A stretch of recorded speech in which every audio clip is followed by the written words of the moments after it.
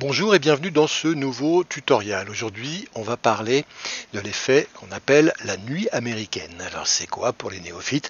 La nuit américaine, c'est l'effet que les Américains appellent Night for Day. On prend un plan qui a été tourné le jour et on le truc un petit peu de manière à ce qu'on pense en voyant dans le film à l'effet final que c'est la nuit. Regardez ce plan par exemple. Au départ, c'était ce plan-là. Ici, vous voyez. Un travelling tourné par mon ami Antonin à Madagascar, comme ça. En plein jour, regardez ce ciel. Et ici, vous voyez ce qu'on en a fait, hein, il y a une incrustation de ciel étoilé avec des étoiles. Vous voyez, on verra ici, elles bougent un petit peu, les étoiles, enfin, elles sont un petit peu scintillantes. Et puis, un petit réverbère qu'on a ajouté également, hein, avec un petit tracking. Donc, on va voir tout ça, comment créer un effet de nuit américaine avec, sur ce plan-là, comme ça, ici. Alors, il faut savoir qu'il y a déjà, par défaut, un effet dans la valise ici, apparence, de nuit américaine qui est prévu. Voilà, il est là, vous voyez, nuit américaine. On va essayer de l'appliquer là-dessus pour voir ce que ça donne par exemple. Boum, dans Final Cut Pro, il y en a un donc en standard. Il donne ça. Si je regarde dans l'inspecteur pour essayer de le régler un peu mieux, je vois par exemple si j'enlève, ouais, c'est peut-être un peu mieux comme ça. Bon, ça me donne une image, hein, ça enlève de la lumière et ça rajoute du bleu. Pourquoi? Parce qu'en fait, c'est vrai que déjà, il faut savoir que la nuit, les cellules, les cônes de nos yeux qui sont les plus sensibles à la vision, à la faible luminosité, ce sont ceux qui sont également un peu plus sensibles au bleu. C'est pour ça qu'on a un peu tendance à voir plus bleu la nuit que le jour. Et puis également, ce sont aussi les cellules des yeux qui sont les moins sensibles à la couleur, hein, celles qui sont les plus sensibles à la lumière. Normal, chacun son truc. Et du coup, on voit peu de couleurs, quoi. Donc on a une image assez désaturée. On va devoir nous désaturer l'image si on va le faire. Pourquoi? Parce qu'on va pas se contenter de ça. On va essayer, c'est quand même mieux là. On se croit plus la nuit ici que là, je trouve. Non? Je sais pas. Moi, en tout cas, je pense. Bon, allez. J'espère que vous aussi, hein, parce qu'on va essayer de se rapprocher plutôt de ce que j'ai fait là. Donc ici, regardez ce plan. On va se mettre sur la première image et puis on va commencer par aller essayer de se dégager ce ciel, hein. Donc on va aller chercher l'incrustateur pour enlever le ciel et le remplacer par un ciel étoilé. Donc on va chercher ici notre valise incrustation, là voilà. Je prends le filtre incrustateur en luminance, je viens le poser là, je vais déjà l'inverser ici comme ça. Et puis maintenant je vais me mettre sur masque et ici vous voyez qu'il faudrait que ce soit tout blanc d'un côté, tout noir de l'autre. Alors on va essayer de se rapprocher au mieux, comme ça. Ici aussi on va jouer là-dessus, pour aller vers le noir. Mais dans mes arbres ici, ça va être un peu dur hein, de délier la chose. Je peux peut-être m'aider un petit peu, notamment à me débarrasser de ce nuage-là et de ces effets-là, en ajoutant un petit masque de tracé. Donc je vais ici un peu plus bas dans les masques. Et en masque ici, je vais mettre un masque de tracé. Donc je vais tracer mon masque ici à la limite comme ça des arbres pour essayer de hop, hop.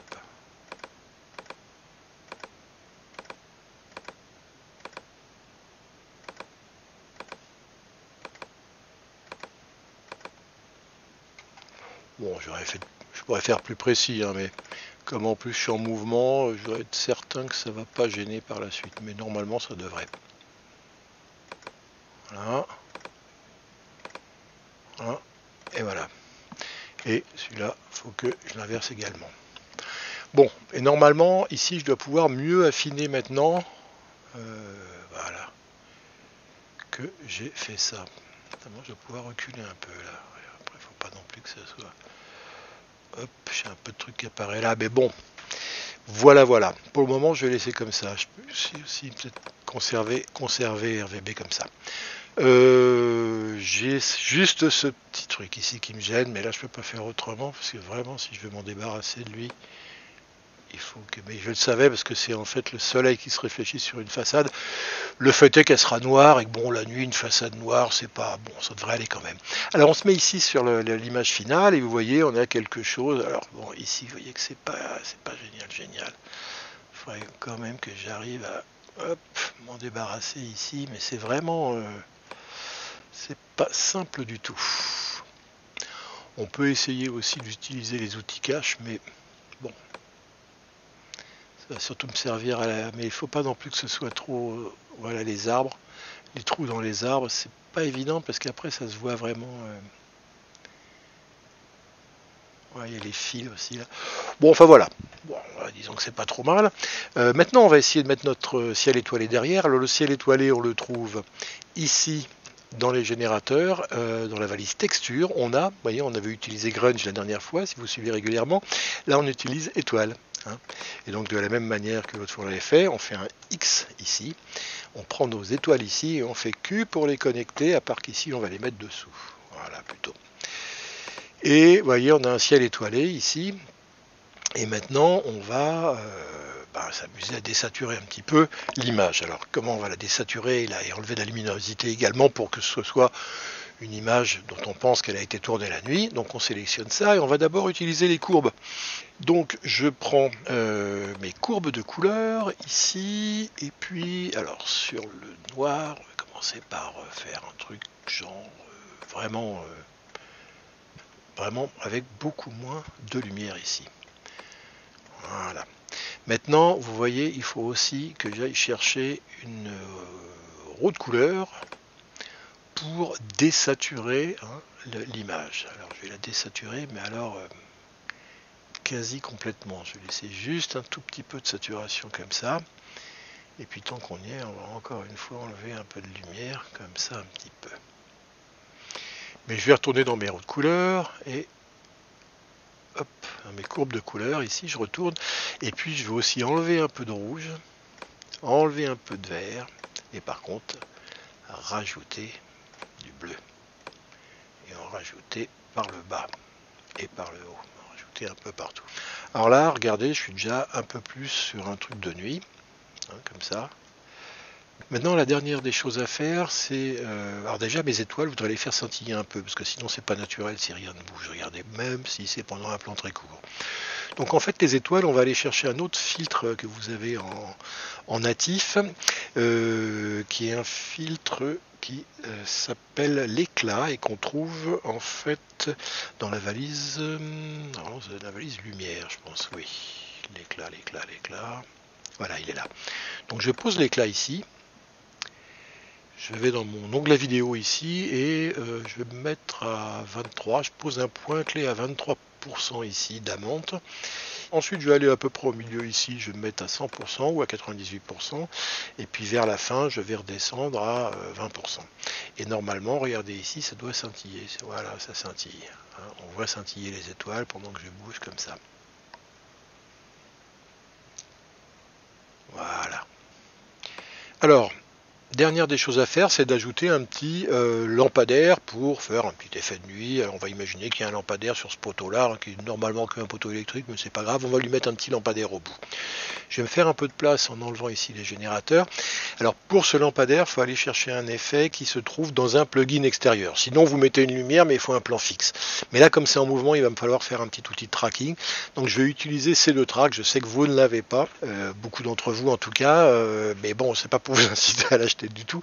Si vous voulez jouer à mettre une lumière en mouvement, c'est mieux d'avoir un tracking. Sinon, on peut le faire en animant avec des points clés une lumière que vous posez là, et ensuite plan par plan, vous essayez de bouger un petit peu, mais je préfère faire avec un outil de tracking, c'est aussi à ça que ça sert. Donc vous voyez Track Flare ici, dans la valise C2 Track X, C2 pour Core Belt.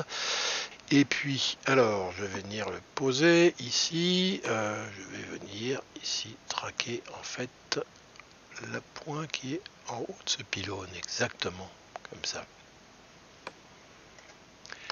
Et on va traquer toute cette surface, peut-être pas toute cette surface quand même, on va peut-être la réduire un peu, mais on a la verticale du poteau en tout cas qui va nous aider pour le tracking. Donc je suis sur la première image et on va essayer de lancer le tracking comme ça en marche avant.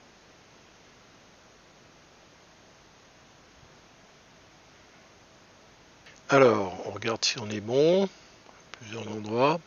Donc voilà, ce tracking, on l'a comme ça. Maintenant, on va le cacher un peu. On fait hide ici pour enlever les petits aiguilles, parce qu'on va se concentrer sur la lumière ici. Qu'on va changer. On va pas mettre la Blue Star ici, parce que ça fait pas réverbère. C'est plutôt Crosslight qui s'en rapproche le plus ici.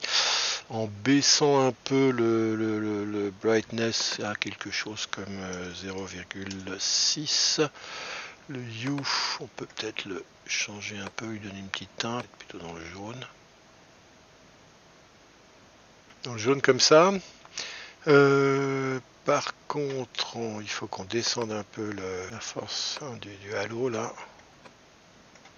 Ouais, et puis ça aussi, on est encore beaucoup trop fort, là, je trouve. Voilà. Et flare scale, il faut qu'on le descende un petit peu. Ouais, c'est peut-être un peu trop descendu. On va remonter un poil ici.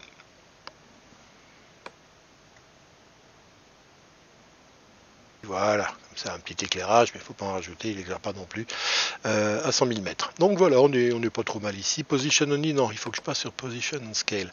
Parce qu'en fait, voilà, c'est petit au début du plan, et à la fin, plus on se rapproche du lampadaire, et normalement, plus je devrais être dessus. Voilà notre résultat finalement, c'est pas mal du tout. Le seul truc qu'on pourrait peut-être améliorer vraiment, c'est le contour des arbres, mais ça il faudrait un incrustateur un peu plus costaud que celui qui est fourni dans Final Cut Pro 10. Il nous faudrait peut-être utiliser Keyer 3 de Tokyo Production pour améliorer un petit peu le contour des arbres, mais pour le reste je trouve qu'on est quand même, on voit qu'on est là, on a l'impression d'être en pleine nuit dans une rue de Mada, hein, avec un beau ciel étoilé, un beau petit réverbère. Et une personne, vous le voyez, qui marche tranquillement le long du mur, sous le réverbère ou presque. Voilà, c'est tout pour aujourd'hui. Merci et à bientôt.